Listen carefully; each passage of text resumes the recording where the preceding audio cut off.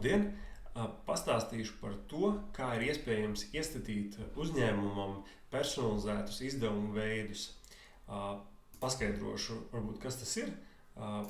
Pievienojot dokumentu, teiksim, čeku, lietotājiem tiek prasīts tātad, ar ko tika maksāts, vai personīgiem līdzekļiem vai uzņēmumu līdzekļiem. Un nākamajā solī tātad tiek prasīts norādīt izdevumu veidu. Šie izdevumu veidi, kur jūs šeit redzat, tie ir noklusējumi. Tātad, tā kā standarta 5 izdevumu veidi, 5 opcijas, kas parasti nav pietiekami. Tādēļ ir iespēja izmantot caur iestatījumiem, vai nu caur mākoņu pakalpojumu iestatījumiem, vai šī gan aplikācija, vai caur aplikācijas, vai caur mākoņu pakalpojumu iestatījumiem, iestatīt personalizētus izdevumu veidus.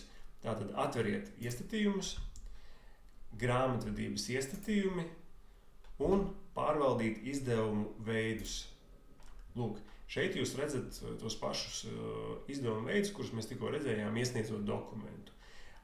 Tikko es aktivizēšu šo slēdzi, lietot personalizētus izdevumu veidus, šis saraksts pamainīsies, jo man šim uzņēmumam jau ir izveidota savu struktūra izdevumu veidiem. Tā ir paraugu struktūra, tā kā demonstrācija nolūkiem. Tas nav kaut kas, ko es patiesībā izmantoju, bet tas ļauj saprast, ka ir iespējams un kādā veidā personalizēt. Tātad aktivizēju, nolūk. Un te jau parādās citi izdevumu veidi. Es esmu pievienojis zem automašīnas, piemēram, apakškategoriju konkrētu numurzīmi. Esmu pievienojis kategoriju marketings, un tam ir 3 apakškategorijas, un tā tālāk.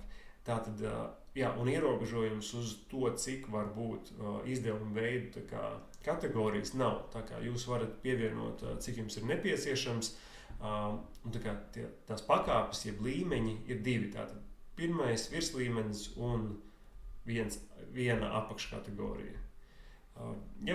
Un pievienošana notiek caur pogu pievienot jaunu, nospiediet, ievadiet,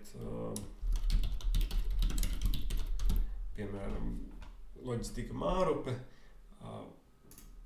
Varu pievienot to kā apakškategoriju kādam jau esošai kategorijai, piemēram, loģistika, un spiežu saglabāt.